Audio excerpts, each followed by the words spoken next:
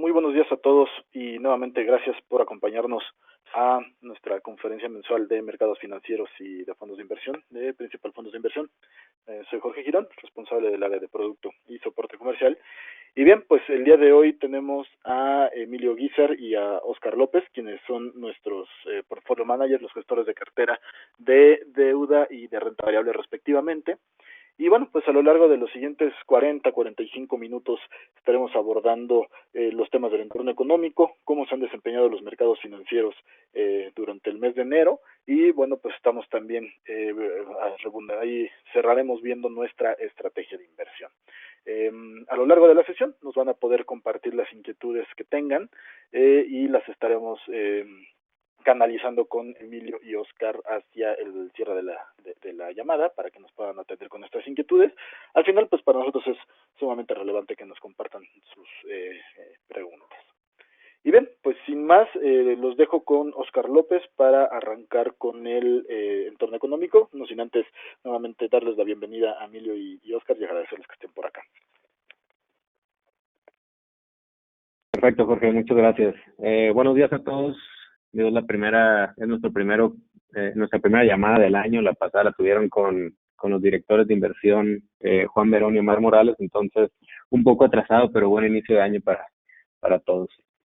Pues bueno, si quieren nos arrancamos, pasamos a la primera lámina del Outlook, porfa. Pues bueno, aquí es importante notar que este año pues va a ser un año de plena recuperación económica generalizada. Esto ya lo hemos platicado, ha estado en nuestras expectativas por ya algunos meses.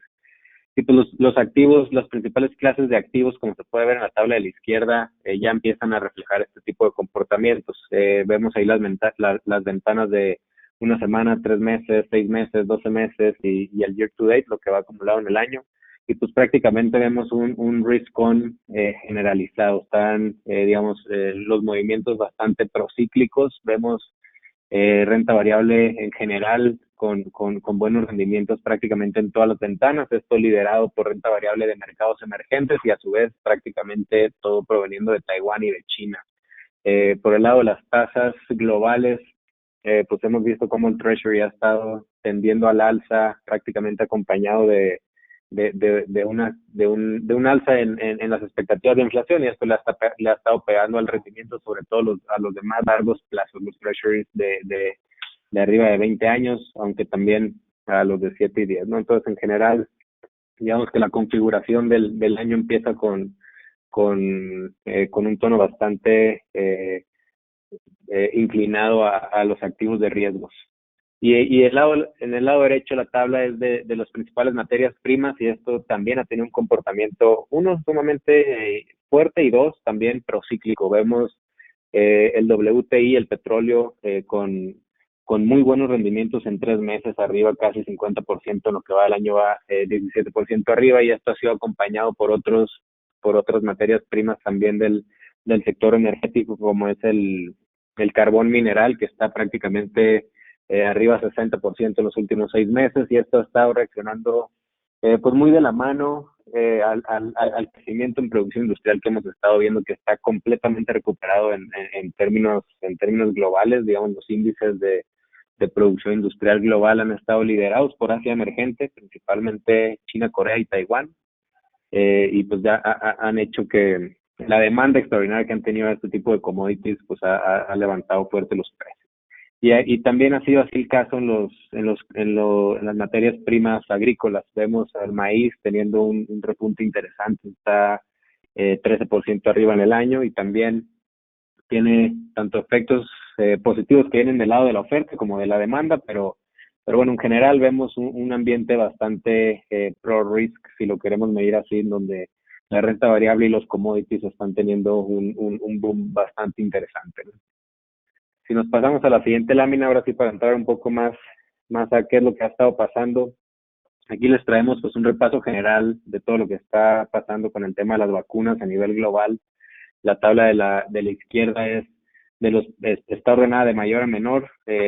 Pueden ver ahí remarcado en rojo los países que tienen mayor porcentaje de la población que ha recibido por lo menos alguna la primera dosis de vacunas, ¿no? Entonces vemos ya países interesantes como Israel, que ha estado bastante en las noticias, casi con 40% de la población que al menos recibió alguna, la primera dosis. Entonces, digamos que va a ser va a ser muy importante traquear este comportamiento en los siguientes meses, dado que vamos a ver cómo realmente se filtra en los números de contagios esta inmunidad de rebaño que se puede alcanzar gracias al rápido deployment que están haciendo en la región de vacunas. En el caso de Estados Unidos estamos casi en el 10% de la población que ya ha recibido por lo menos alguna dosis y se espera un crecimiento acelerado en los siguientes meses. Digo, si recordarán, hace algunos trimestres se criticaba mucho qué tan rápido se iban a poder ejecutar estos planes de la operación Warp Speed en Estados Unidos, y pues ya más o menos va el 10% de la población.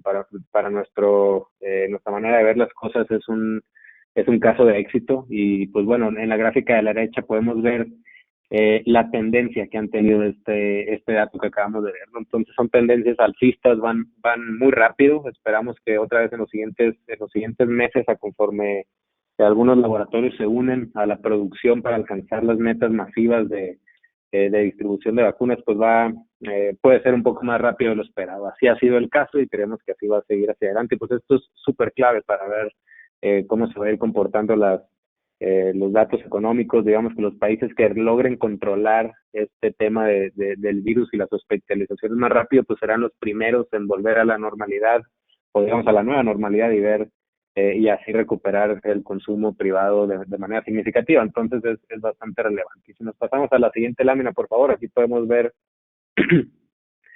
del lado izquierdo son las simulaciones que hace el equipo de biotech de Morgan Stanley, en el cual hacen diferentes escenarios, que prácticamente la variable aquí es qué tan rápido se vacunan a las personas. Y pues prácticamente en todos los escenarios vemos que para la segunda mitad del año ya no debería haber casos significativos en Estados Unidos. Esto es 100% para Estados Unidos, pero bueno, es una simulación bastante interesante. Son muchísimos escenarios en el cual pues una vez que se logre vacunar por ahí el 50% de la población, empieza a caer de manera abrupta el número de nuevos casos, y así se controla prácticamente la pandemia para finales de este año, y ya podríamos recuperar, digamos, la movilidad a su 100%. Eso es en Estados Unidos, es una de las regiones que se espera que sean más rápidas en este proceso, obviamente. Y del lado derecho tenemos a los mercados emergentes. Aquí pues por obvias razones, un poco más lento. Aquí son un poco más difíciles las distribuciones. Digamos, algunos países son muy grandes, y el tema de la distribución es importante. Eso sale China, India, etcétera, ¿no? Sin embargo, pues en general lo que marcan estas barras es el primero, el segundo, el tercero y cuarto trimestre del año, y el eje X es el porcentaje de la población que se logra vacunar en esos periodos. Pero en general, digamos que para el tercer trimestre ya debería de estar más o menos la mitad de la población en los mercados emergentes vacunada, de acuerdo a las expectativas que se tienen en la actualidad. Entonces, si bien no es tan rápido como Estados Unidos, para el primer trimestre a lo mejor de 2022, o si se alinean las cosas y sale mejor a lo esperado, para el último trimestre de este año podría estar pues ya bastante controlado este tema de la pandemia. Entonces, digamos, afortunadamente hay luz al final del túnel, y podemos pensar ya en un futuro mucho más parecido al que teníamos anteriormente, ¿no? Sin restricciones de movilidad tan agresivos. Y pues bueno, ese es nuestro recap en cuanto al tema del COVID-19, y pasando ya a los datos económicos. En la tabla de la izquierda, ¿qué es lo que tenemos? En el eje de las X tenemos cuánto es el crecimiento esperado para estos principales países. Tenemos aquí en la muestra las regiones más importantes de mercados emergentes: Europa, Estados Unidos y Canadá, etcétera. Del eje de las X es cuánto va a crecer su economía en el 2021, y en el eje de las Y cuánto va a crecer su economía en el 2022. Entonces, obviamente, entre más arriba a la derecha estás creciendo muy fuerte los siguientes 2 años, ¿no? Y ahí, pues, número uno, sobresale China. Es un caso que ya lo hemos platicado. Logró contener la pandemia, a pesar de que ahí fueron los inicios de esta crisis, fue una de las regiones que mejor controló este tema y menos golpeó a su economía. Entonces, para los siguientes 2 años sigue sobresaliendo de manera significativa en crecimiento. Y el resto de los países vemos al Reino Unido, España, Francia, Canadá, etcétera, prácticamente en general Europa con muy buenos datos económicos para los siguientes 2 años, creciendo por ahí de 6% este año y otra vez 6% el siguiente año, depende del país, pero más o menos la eurozona en esas características está. Entonces estamos en plena etapa de recuperación económica, bueno, ya en plena etapa de expansión, se podría decir, ¿no? Y una de las regiones que menos se espera que crezca, por ejemplo, es el que está hasta abajo a la izquierda, que es Japón, México y Brasil. Desafortunadamente México ahí también rankea entre los países de menor crecimiento esperado. Sin embargo, dentro de una narrativa de crecimiento, ¿no? Al final del día son números por encima del promedio, lo que se espera para los siguientes 2 años, pero pues otra vez, en general, todo el mundo, siguientes 2 años creciendo por encima de potencial. De hecho, Estados Unidos debería estar recuperando el mismo nivel de producción interna bruta que tenía en el 2019, ya en este segundo trimestre, digamos, en un par de meses. De misma manera, el PIB global debería estar recuperándose ya a finales del segundo trimestre, principios del tercer trimestre, y el resto del mundo por ahí ya más pegado a la segunda mitad del año al final, pero pues en general en este año recuperaríamos ya todo lo perdido en la crisis, y hacia el siguiente año podríamos ya empezar a ver crecimientos mucho más de tendencia de largo plazo, ¿no? Y del lado derecho vemos cómo se comporta el índice, si pudiéramos graficar a través del tiempo cómo se comporta el PIB de estas regiones. Pues bueno, hasta arriba y por mucho vemos a China, y esto se debe pues prácticamente a que no tuvo una contracción de su PIB este año que acaba de terminar. Terminó creciendo por cerca del 2%, mientras que en general hubo caídas por ahí de 4%, ¿no? Entonces un gap significativo se abre en esa cuestión. Pero si podemos ver, pues está Asia emergente en general con los PIBs acumulados más altos. Vemos China, Taiwán y Corea ranqueados hasta arriba, seguido por Estados Unidos, que gracias a su impulso fiscal y monetario recuperaron de manera significativa la producción y el consumo, ¿no?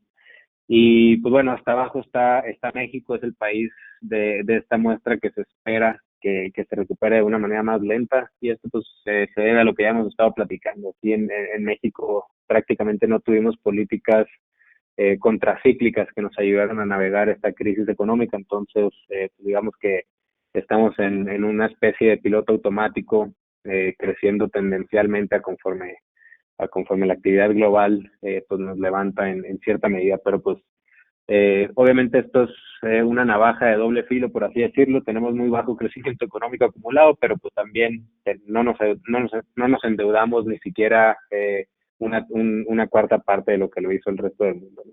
Pero pues bueno, en datos económicos así está la situación aquí en el país.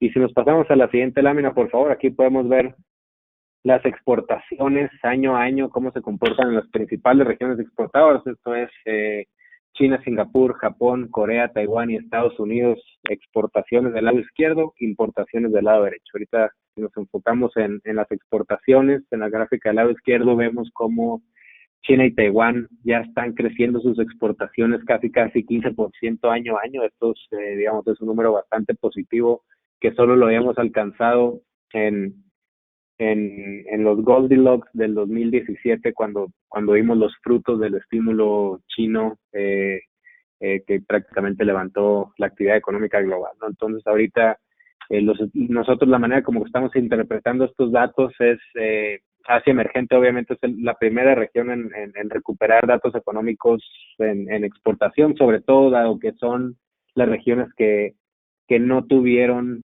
paros de actividad tan importantes. Entonces, de momento, muchas regiones, muchas empresas se movieron a aquella región para seguir con su producción. Entonces, digamos que las exportaciones tienen un muy buen dinamismo en este momento, y esperamos que así sea en los siguientes trimestres, dado que ¿A dónde lo están exportando? Prácticamente es a países europeos y a Estados Unidos, es decir, a países desarrollados que su economía ha sido un poco más resiliente en general. Entonces, es una dinámica que esperamos que se mantenga. Digo, hay cuestiones interesantes de impulso adicional que podrían mejorar un poco incluso de los niveles actuales, que son las políticas fiscales en Estados Unidos, que esperamos que tengan un impacto bastante positivo en tanto en importaciones desde Estados Unidos, es decir, exportaciones del resto del mundo a Estados Unidos, como en dinámicas internas. Entonces, digamos que estamos en un contexto en donde está creciendo prácticamente el mundo por encima de su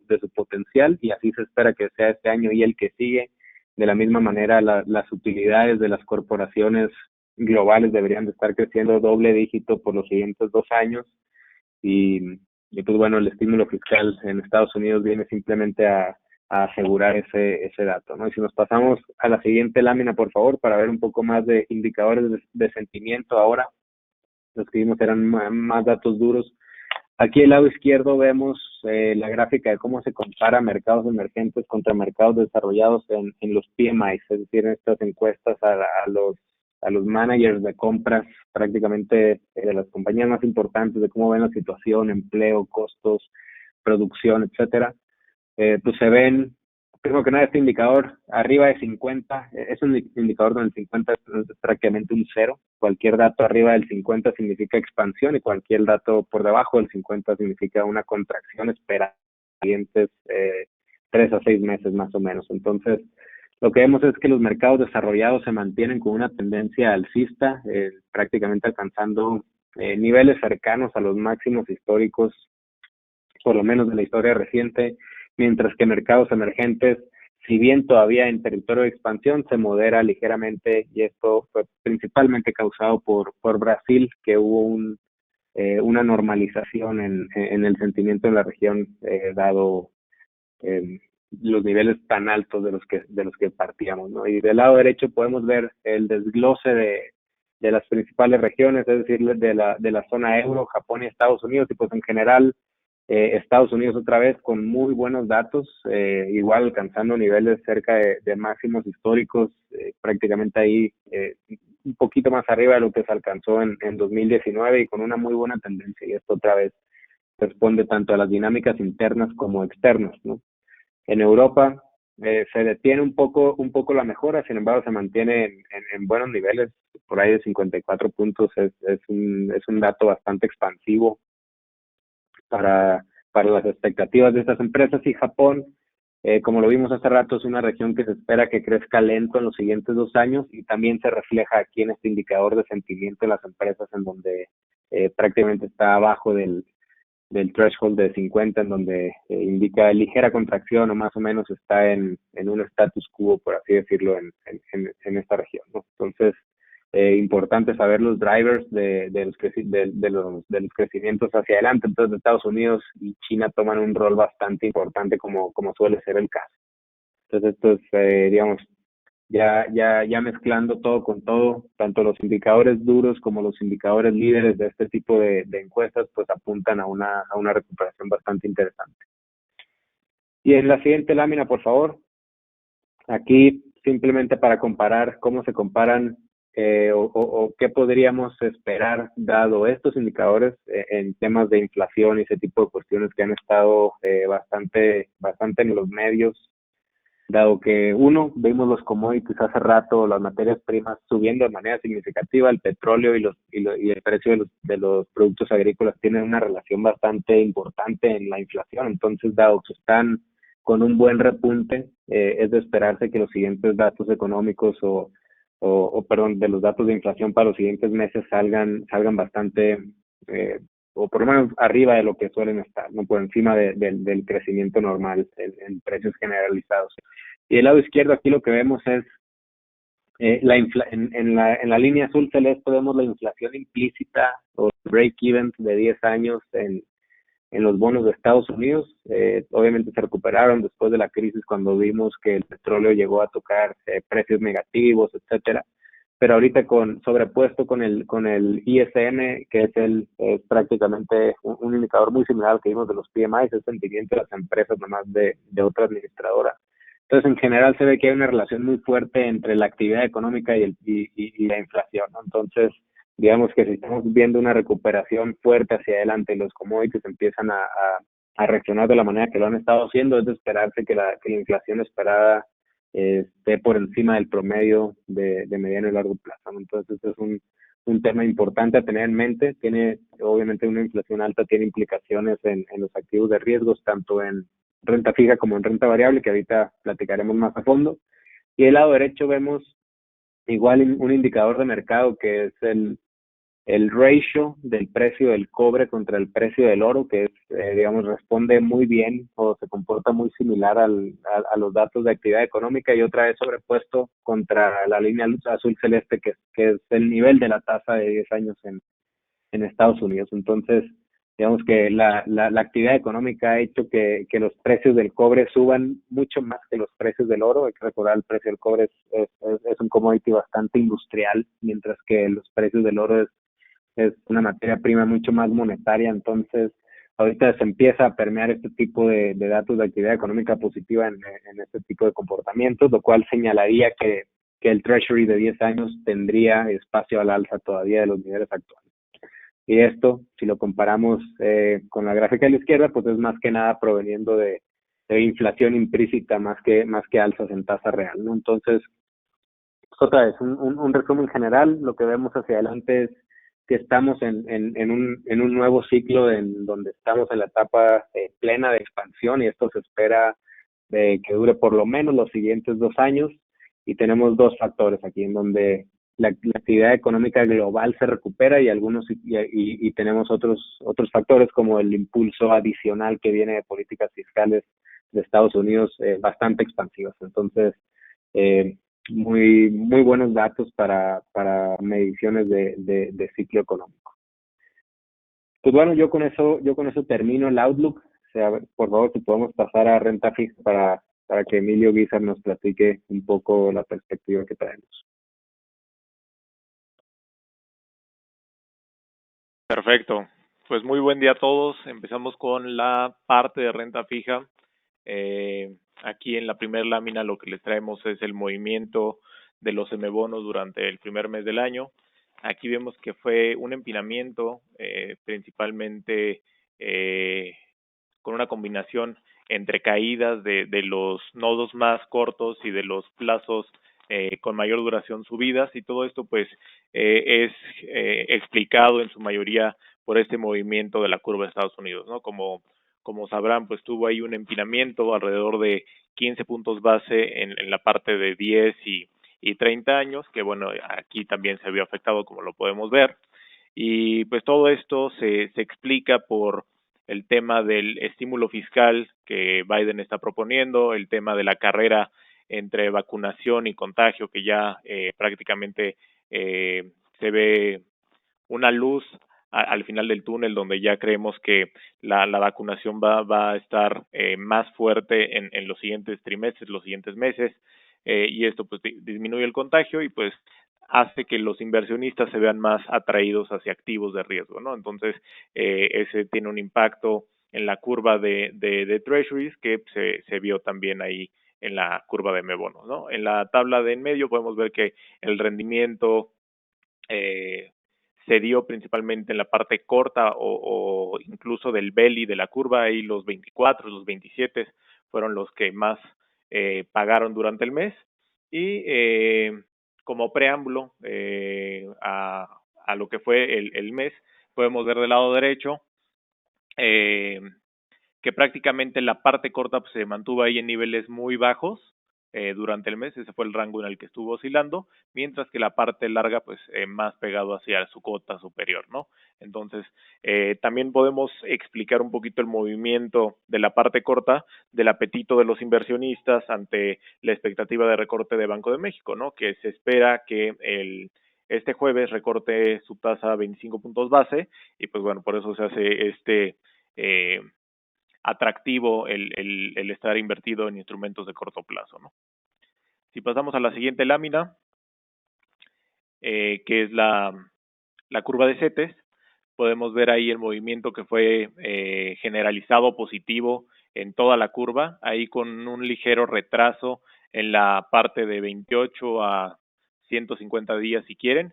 Lo podemos ver del lado derecho en la curva donde vemos que la parte más larga de los CETES, es decir, plazos mayores a 182 días, se vieron beneficiados y acabaron prácticamente en los niveles mínimos del mes, mientras que la parte de 28 a 150 días, pues ahí como que tuvo un ligero regreso, ¿no? Sí llegó a tocar niveles muy bajos, pero bueno, ya para cierre de mes se regresaron. En cuanto a rendimientos, pues vemos que toda la curva pagó positiva en la tabla de en medio, beneficiándose más los plazos con mayor duración, y esto pues igual se explica por el tema del recorte, ¿no? Donde los inversionistas pues están posicionados más hacia la expectativa del recorte de 4.25 actualmente hacia un 4% la tasa de referencia. Y aquí la perspectiva que tenemos es positiva. Creemos que Banxico sí podría dar el recorte esta semana. Creemos que la ventana también para que lo pueda hacer podría ser únicamente esta, derivado de las expectativas de inflación que vienen al alza. Ahorita vamos a platicar un poquito más de eso.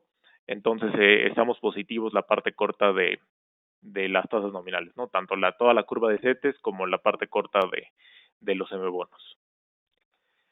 Si pasamos a la siguiente, ahí reforzando un poco este tema de la expectativa del recorte, podemos ver del lado izquierdo la gráfica que es nuevamente la curva de CETES, y las barras son las fechas de política monetaria, ¿no? Las reuniones que va a tener el Banco de México durante este 2021, donde vemos que pues claramente se ve una curva invertida, y aquí pues lo que nos está diciendo es que el mercado o la curva se está esperando que se materializa este recorte, y por eso está invertida, ¿no? Los plazos muy cortos todavía hay pegados al fondeo del 4.25, mientras los plazos más largos ya esperando un recorte de 25 puntos base.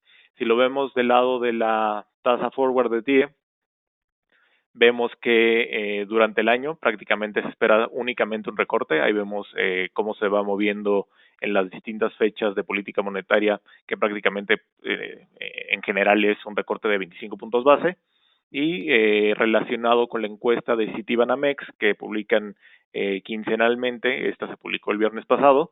Ahí vemos en la gráfica de pie de abajo que prácticamente todos los analistas, o bueno, la mayoría de ellos espera el recorte de 25 puntos base como el siguiente movimiento del Banco Central, ¿no? Entonces, bueno, aquí vemos que tanto las expectativas de los analistas como lo que espera el mercado en la curva forward, como ahí en cómo está la curva de CETES, pues esperan ahí el recorte de 25 puntos base. Pasando a la siguiente lámina, nuevamente las expectativas que presenta el Banco de México mes a mes. Aquí, si quieren, ya para terminar el tema del recorte, si ven en las gráficas de en medio, los analistas esperan incluso que la tasa acabe por debajo del nivel actual para cierre de año. Lo vemos en la gráfica de arriba, donde vemos que la línea punteada gris más tenue es el porcentaje de analistas que esperan que termine por debajo la tasa de referencia del nivel actual para 2021, ¿no? Donde vemos que está ahí cercano al 80%, ¿no? Y en la parte de abajo pues vemos como la revisión de la línea verde punteada, que era la expectativa de diciembre respecto a la nueva encuesta de enero. Los analistas pues esperan todavía con mayor seguridad que estemos en niveles de 3.75 hacia cierre de año, ¿no? Y bueno, entonces aquí pues contrastando lo que dice la encuesta de expectativas de Citibanamex, la de Banco de México, lo que espera el mercado, pues bueno, ampliamente se vaticina un recorte de un cuarto de punto. Y si vamos para el tema de inflaciones, ahí del lado derecho podemos ver cómo está la distribución de expectativa, tanto en la gráfica de barras como en las tablas de abajo, en los recuadros, donde podemos ver que en la revisión de diciembre a enero, la mayoría de los analistas cambió su estimado de que la inflación finalice ahí en un rango de 3.1 a 3.50 a 3.60, casi 4, ¿no? Entonces vemos que están revisando la expectativa de inflación hacia la alza, donde la inflación subyacente pues prácticamente se mantiene en línea, ¿no? Ahí vemos que predomina el cuadro azul marino más fuerte en ese rango de 3.1 a 3.50, mientras se movió de diciembre a enero en la parte general de ese cuadro rojo más fuerte que vemos, ¿no? Y del lado izquierdo pues podemos ver ahí también los pronósticos como han sido ligeramente la revisión al alza, pero vemos que de diciembre, que traían ese 3.57 en la media, pues ya estamos más pegados hacia el 3.65, ¿no? Ahí afortunadamente la subyacente la ven bastante controlada, y ahí platicando un poco del tema de la inflación del dato del día de hoy, pues vemos que la inflación se revisó al alza respecto al cierre del año pasado, que terminamos ahí en niveles de 3.15 para pasar a 3.54 con el cierre de enero, y esto pues principalmente se dio por un aumento en la inflación no subyacente, ¿no? El tema de los energéticos aportó bastante, ahí cerca de 50 puntos base hacia la inflación general, y la mayoría explicado por gasolinas y gas LP, ¿no? Como ya lo habíamos platicado anteriormente, el tema de los energéticos, que es muy volátil y que tuvimos un año muy atípico en 2020, pues ahorita ya se está revisando al alza y esto está empujando la inflación hacia arriba, ¿no? Y bueno, eso es por el lado de la inflación general. Del lado de la inflación subyacente, de 3.80 subió ligeramente a 3.84, entonces ahí realmente no hay tanta presión por el momento. Ya que estamos platicando de este tema de inflación, podemos pasar a la siguiente lámina, donde tenemos ahí el comportamiento de los UDIbonos, el cual es totalmente distinto a lo que vimos en la curva nominal. Vemos que fue un aplanamiento bastante fuerte en los plazos de mayor duración en la parte del belly de la curva, donde pues esto principalmente se explicó por flujos, ¿no? Ahí fuertes participantes en el mercado de UDIbonos, que son los locales. Aquí la mayoría de los extranjeros no tienen tanta tenencia, principalmente los jugadores más relevantes en este mercado son las aseguradoras y los afores, y pues aquí se ve que prácticamente los flujos de entrada fueron muy importantes, que hicieron que la curva se aplanara ahí cerca de 30 puntos base en nodos de la UDI 25 hasta la UDI 50, ¿no? Entonces vemos un comportamiento bastante positivo en todo el terreno de tasas reales. Y aquí pues también se explica la demanda de instrumentos subizados ante una expectativa de inflación al alza, ¿no? Como ya lo mencionó Oscar, además de que en México espera al alza, pues también a nivel global, ¿no? El tema que ya es ampliamente esperado por el mercado del incremento en la inflación para finales de marzo, principios de abril, por este tema del petróleo del año pasado, que tocó niveles históricamente bajos, pues por puro efecto base, pues ahí vemos un regreso a la inflación, ¿no? Entonces, por eso la demanda de este tipo de instrumentos también aquí en el mercado mexicano.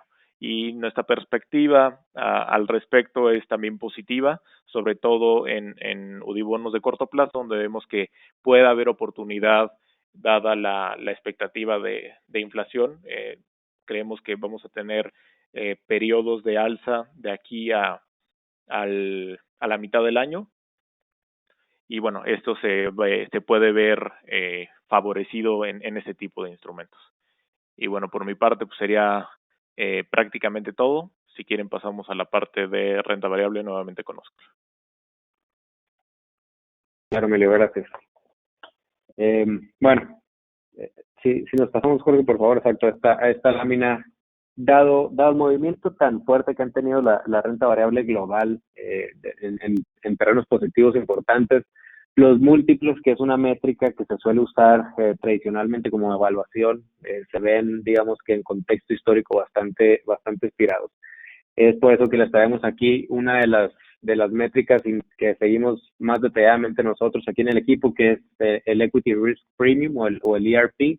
en donde prácticamente se comparan los múltiplos con el crecimiento esperado en el corto plazo de las utilidades y las tasas y el nivel de tasas de cada región, ¿no? Entonces, ¿qué es lo que estamos viendo aquí? Un nivel alto de equity risk premium significa que está barato, es decir, tú quieres comprar la renta variable cuando el riesgo implícito es alto, ¿no? Dado que eso implica precios más bajos. Entonces, lo que estamos viendo aquí es que a pesar del movimiento tan fuerte que ha tenido el Standard & Poor's y algunas otras regiones al alza y que los múltiplos vistos últimos 12 meses se ven bastante estirados, lo que vemos es más bien valuaciones justas. Aquí si vemos el ERP en la primera gráfica, si nos enfocamos más que nada en los histogramas, en las de abajo prácticamente vemos que está a la mitad el equity risk premium, es decir, no está no se alcanza a percibir ni caro ni barato, más bien está justo, por así decirlo. Entonces, en este contexto que estuvimos platicando de muy buen crecimiento, si nos pasamos a la siguiente lámina, porfa, otra vez para recalcar los buenos datos económicos que tenemos, ahí vemos del lado izquierdo los PMIs ordenados de mayor a menor. Otra vez, un número arriba de 50 implica crecimiento, un número por debajo de 50 implica contracción. Entonces, en la muestra de estos países más representativos solamente hay 3 regiones que están por debajo del 50, que es México, el más bajo de toda la muestra de market, España y Japón, ¿no? Pero fuera de eso vemos Taiwán, Estados Unidos, India, Alemania, Brasil y todo el grupo de mercados desarrollados con muy buenos datos de expectativas de crecimiento, el cual también se aprecia en la gráfica a la derecha. Entonces, digamos que lo que estamos viendo ahorita es valuaciones justas, ni muy caras ni muy baratas, algo muy cercano al promedio histórico, en un contexto de crecimiento por encima del promedio histórico. Entonces, algo lo que estamos esperando nosotros es que en este contexto de buena recuperación económica y muy buena o gran liquidez en el sistema financiero, con toda la inyección que los bancos centrales hicieron en la primera mitad del año pasado, pues debería de ser un momento en el cual las valuaciones estuvieran un poco más caras. Entonces, en ese contexto, valuaciones justas con crecimientos por encima del promedio siguientes 12 años es una combinación que nos llama mucho la atención y nos gusta en ese sentido. Entonces, en función a eso, obviamente posicionamos los portafolios y mantenemos una posición muy parecida a la que hemos estado platicando aquí anteriormente dentro de la rama de equities. Tenemos una posición bastante cíclica, tenemos mercados emergentes como un overweight importante junto con Estados Unidos, y esto porque se ven muy buenos datos de crecimiento, digamos, utilidades creciendo por ahí de 30% este año y 16% el siguiente año. Obviamente en un entorno de recuperación pues suena bastante positivo, ¿no? Y si nos pasamos a la siguiente lámina, por favor, y la última, aquí otra de las razones de por qué creemos que las valuaciones deberían de ser un poco más caras en este contexto de amplia liquidez y buenos datos de crecimiento económico. Entonces es prácticamente esto. En la gráfica de la izquierda vemos del Standard & Poor's y de Europa el porcentaje de las compañías que su dividend yield, que su tasa de dividendos es mayor a lo que pagan sus bonos. Es decir, en este momento estamos cerca de máximos históricos en estas dos métricas, en donde la renta variable se ve más atractiva que los bonos de las mismas compañías, ¿no? Esto es en temas corporativos. ¿Y por qué? Pues bueno, en Europa sabemos que hay gran parte de los bonos tienen tasas negativas, siguiendo más o menos la tasa de referencia ahí en la región. Y en Estados Unidos, pues otra vez es un tema en donde las utilidades de las compañías son tan fuertes que los dividendos, a pesar del rally que traen detrás, la tasa de dividendos continúa siendo bastante atractiva. En un contexto en el cual los spreads de crédito se han cerrado significativamente, pues vuelve bastante atractivo a la renta variable relativo a los bonos corporativos en ese sentido, ¿no? Entonces, es una de las razones por la cual creemos que el equity risk premium debería estar un poco más comprimido y por eso se nos hace atractivo a estos niveles. Y del lado derecho vemos la volatilidad implícita o el VIX del Standard & Poor's. Esto se mide a través de las opciones del índice en general, y obviamente un nivel alto implica evaluaciones más atractivas, es decir, cuando la volatilidad implícita o el riesgo implícito es alto, las evaluaciones son más atractivas para puntos de entrada. Entonces aquí podemos ver cómo se encuentra el VIX al día bueno, esto es al cierre del mes, y vemos la línea azul celeste, que es el último dato puesto en contexto histórico. Pues vemos que todavía hay espacio para que la volatilidad implícita baje. ¿Y qué es lo que debería de llevar, en nuestra opinión, a que esto suceda? Pues uno es que se recupere la economía por completo en Estados Unidos. Esto es algo que esperamos que suceda para mediados del segundo trimestre de este año, es decir, en un par de meses. Y otro es, pues, simplemente una vez que eso suceda y el mercado se enfoque ahora sí en crecimiento económico esperado o hacia adelante, pues sería un poco de volver a la normalidad en términos de volatilidad del sistema, una vez que se controle, digamos, los outbreaks del COVID-19. Entonces, una vez que tanto se recupere la economía y se controle los contagios y las hospitalizaciones, sería, en nuestra opinión, los catalizadores para que la volatilidad implícita baje y las valuaciones se vuelvan, pues, un poco más atractivas, ¿no? Entonces, con eso termino. Ahora, Jorge, si quieres, pasamos a preguntas y respuestas.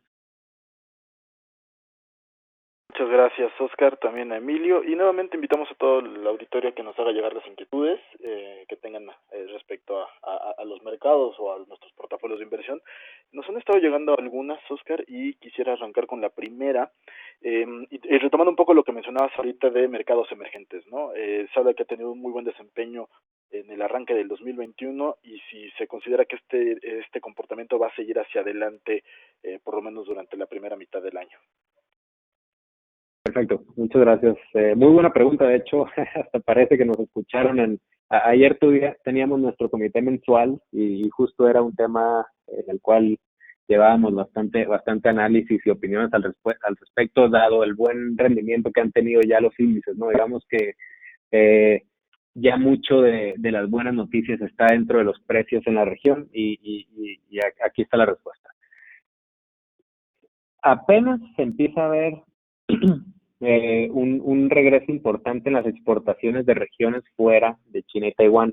Como veíamos hace rato, son las dos regiones que, uno, pesan mucho en el índice de mercados emergentes de MSCI, que es el que se suele seguir. Entonces, digamos, los movimientos en esas regiones pues levantan al espectro de mercados emergentes en general. Sin embargo, recientemente, en los últimos dos datos de enero y diciembre, vemos que las exportaciones de Singapur, Corea e incluso los de Estados Unidos empiezan a tener un tono más positivo, como ha sido el caso ya por algunos meses en China y Taiwán. Entonces, número uno, lo que vemos es que los datos económicos van a seguir bastante fuertes en la primera mitad. Ya que lleguemos a la segunda mitad, pues ya veremos cuál es la coyuntura de ese momento y probablemente los efectos base empiecen a ser más dolorosos en ese sentido. Sin embargo, se debiera mantener buenos niveles de exportación. Esto, como lo platicamos, ya ha estado reflejado en el nivel de precios de renta variable. Entonces, lo que estábamos pensando es probablemente, digamos, de manera ordenada ir disminuyendo posiciones y migrando a regiones que están un poco más golpeadas para hacer un pick-up en valuación, por así decirlo. De ninguna manera sería como un underweight que quisiéramos tener, dado que, a pesar de que se ve, es de las regiones que se ven un poco más caras, incluso en nuestra métrica de Equity Risk Premium, los fundamentales detrás son tan buenos que no es correcto simplemente ir en contra de eso por un argumento de evaluación. Entonces, lo que estaremos haciendo en las siguientes semanas es disminuir ligeramente nuestras posiciones ahí, nada significativo, y probablemente rotarlo a regiones que tienen un comportamiento también bastante cíclico y ofrecen un poco de mejor puntos de entrada en términos de evaluaciones, y ahí sobresale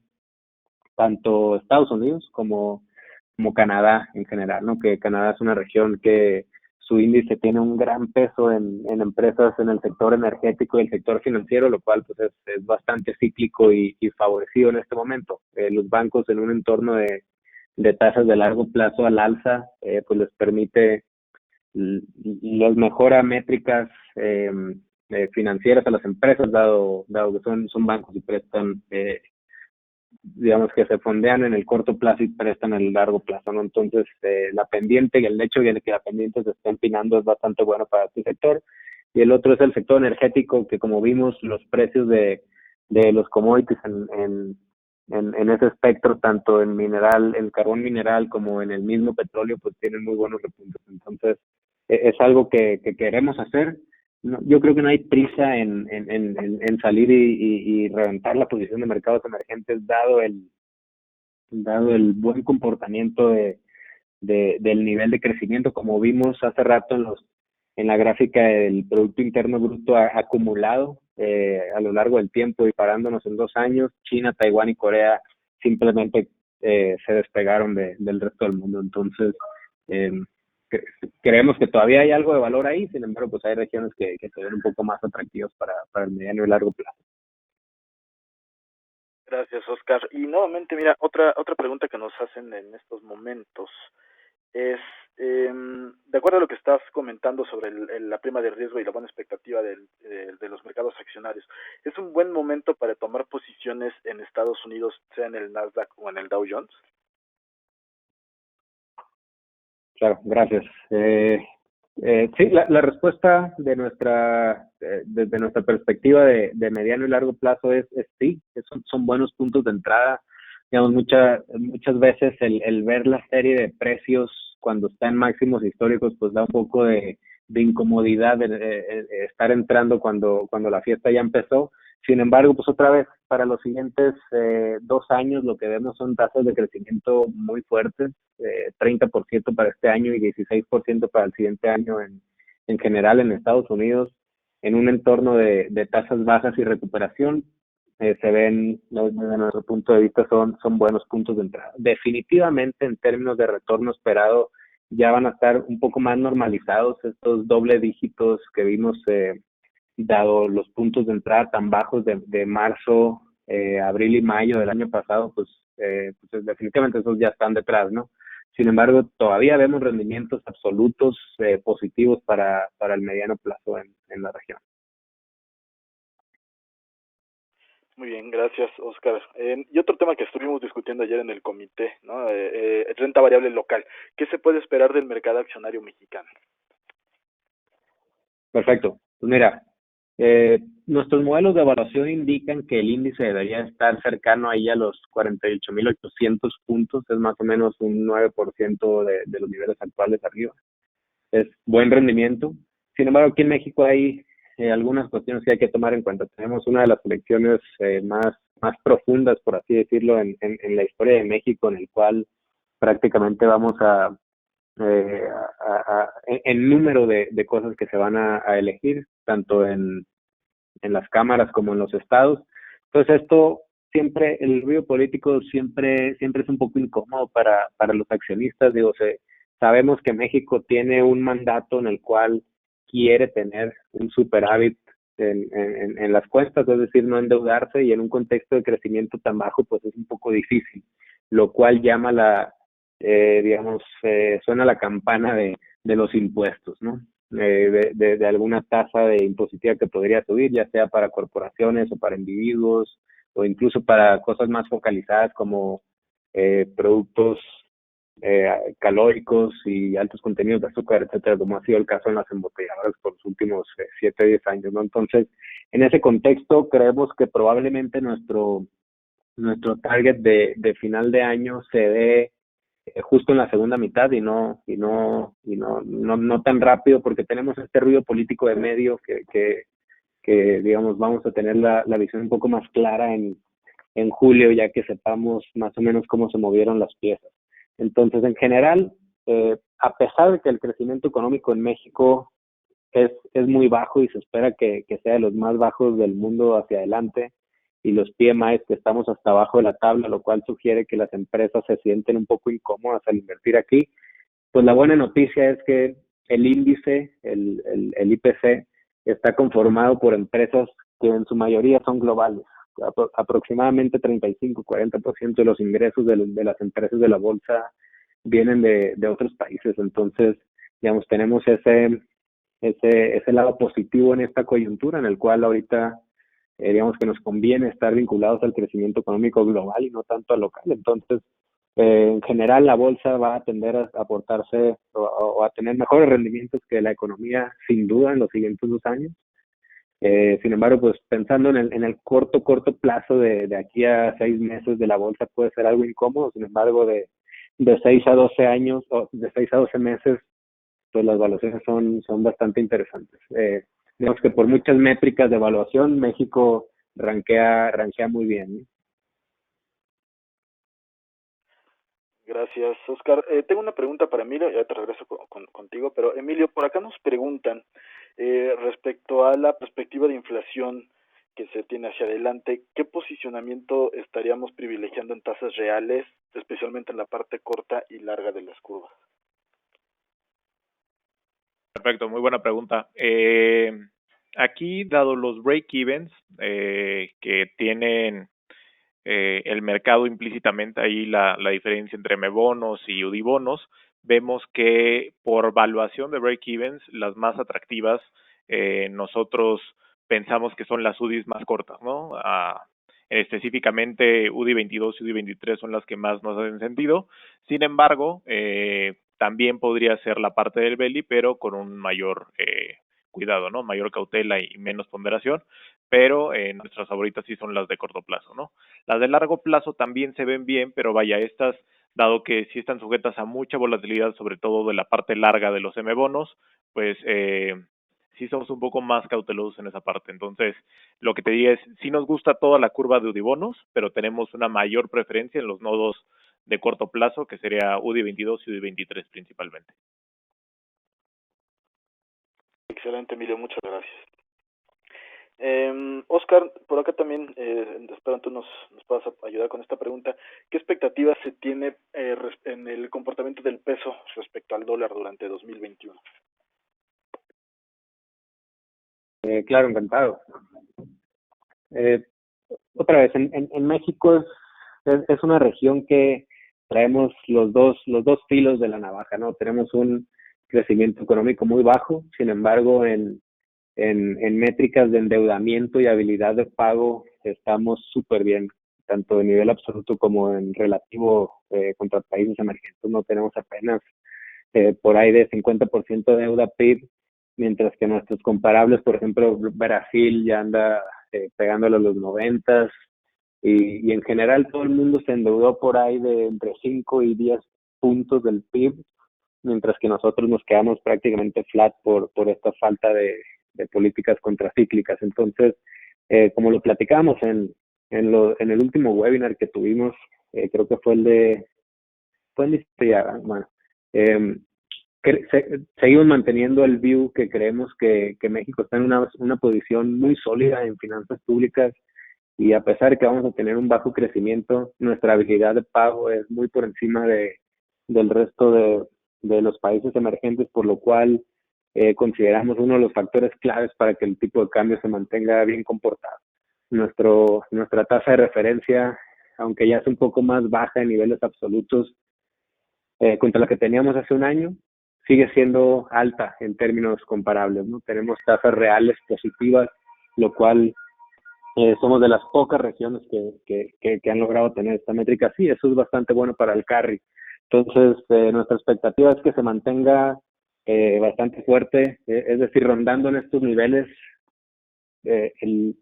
si nada extraordinario sucediera, que por el momento no estamos esperando nada. Entonces, yo te diría que rondando estos niveles donde estamos actualmente es algo con lo que nos sentimos cómodos en términos de expectativas, sin un cambio direccional importante. Muy bien, muchas gracias. Y la última pregunta que tenemos al momento, ya están privilegiando el tiempo que nos queda. Nos preguntan qué opinión tenemos sobre las criptomonedas y si estamos considerando usarlas en algún momento como un vehículo de inversión. Muy buena pregunta, muchas gracias por estas preguntas tan innovadoras. Pues mira, el espectro de criptomonedas es muy amplio. Ahorita, digamos que hay, a cada rato salen nuevas cryptocurrencies y lo que vemos es que en general las viejas son las que prevalecen. El Bitcoin, vimos como Elon Musk en Tesla acaba de inyectar 1.5 billions y digamos es lo que fue el último impulso de corto plazo que lleva a Bitcoin, está en los niveles cercanos a los 44,000 puntos. La verdad es que de momento no estamos esperando incorporar criptomonedas a los portafolios, y esto es más que si creemos o no en la perspectiva de largo plazo de las criptomonedas. Mira, para nosotros, como lo vemos, es las criptomonedas llegaron a impulsar de manera significativa la digitalización de un sector que estaba bastante en pañales, que es el sector contable financiero global. Todavía se mantiene en términos muy tradicionales en cómo se administran las monedas de los países. Entonces, hacia adelante, lo que sería esperarse es que bancos centrales saquen criptomonedas bien pensadas, bien desarrolladas, y no solo con una temática de ir un poco en contra del sistema y no me pueden traquear, etcétera, ¿no? Entonces, eso es lo que nos lleva a pensar que probablemente las criptomonedas ganadoras en un futuro, los siguientes 10 años, sean diferentes a las que están ahorita. Conforme estas nuevas tecnologías se van adaptando y se profesionalizan, por así decirlo, desde el punto de vista de política monetaria. De momento no creemos prudente meterle digamos, parte de la estrategia a estas monedas, a pesar del buen rendimiento que han tenido, porque digamos que estas preguntas suelen surgir cuando las criptomonedas tienen un rendimiento positivo fuerte, pero que había sido el caso por ahí de finales del 2018, así, y desaparecen cuando colapsan de manera significativa, como había sido el caso del 2019 y principios del 2020, ¿no? Entonces, esa volatilidad tan grande creemos que no es ni siquiera necesaria para generar rendimientos bastante atractivos de mediano y largo plazo, de doble dígito. Entonces, de momento, estamos fuera del asset class. De acuerdo, muchas gracias, Oscar. Y bueno, gracias también a todos quienes nos acompañaron el día de hoy. Ya no tenemos más preguntas. Y bueno, pues con esto estaríamos terminando nuestra llamada de este mes. Y bueno, pues será un gusto contar con ustedes nuevamente el martes 9 de marzo, igual con Oscar y con Emilio, que nos estarán acompañando en aquella llamada. Emilio, Oscar, muchas gracias por su tiempo. Muchas gracias a todos.